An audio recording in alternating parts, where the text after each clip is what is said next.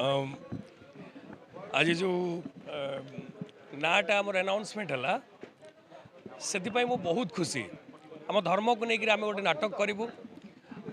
निश्चय किसी अलग करें लोकों सामना को आणु बोली आमर निर्देशक आमर लेखक आमर प्रयोजक समस्ते चेष्टा कर किसी अलग करूँ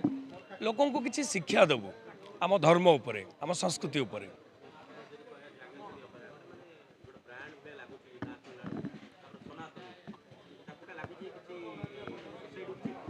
सोसाइटी को आम केवल सोसाइटी को मेसेज देवाई आम नाटकटे करुचु निश्चय किसी अलग करके देखू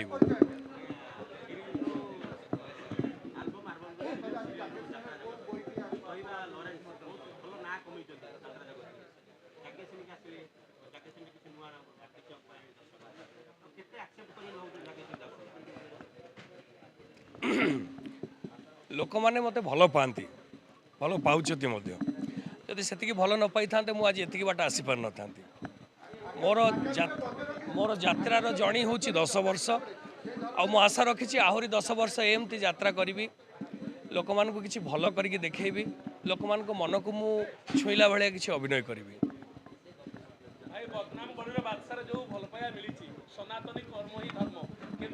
निश्चय मिल निश्चय मिल बदनाम गलीर बादशाह मत जी मिली ताठू बहुत अधिक बहुत अधिक बहुत अधिक मिल बोली मु आशा करुच्ची मुझे से भाया निश्चय सनातनी रे काम करी आपण मान को निश्चय मु खुशी करी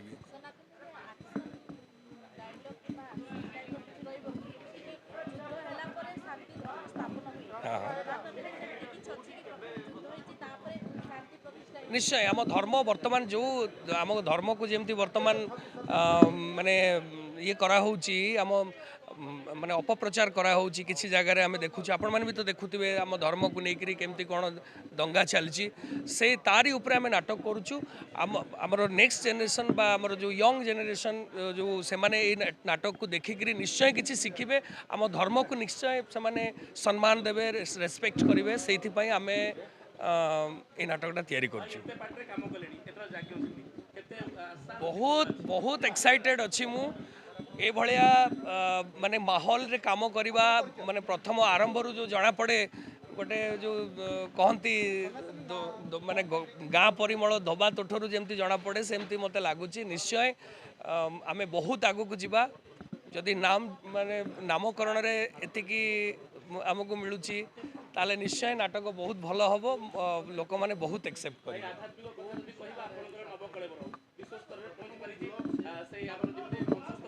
आहे नील शैल यहाँ से ही हम किंतु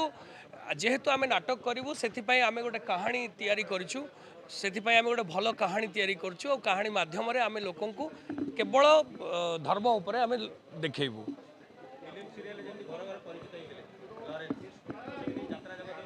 मु निश्चय परिचित हेबी बोली मु विश्वास रखी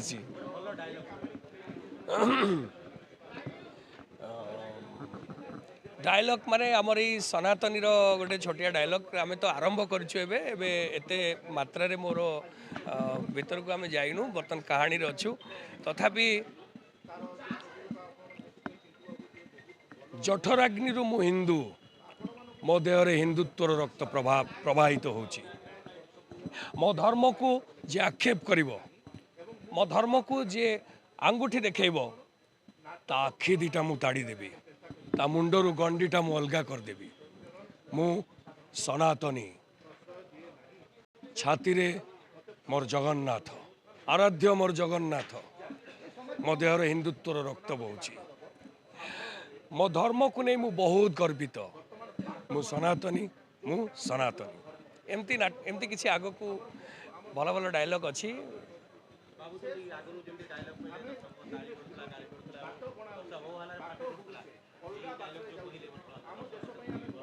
निश्चय मिल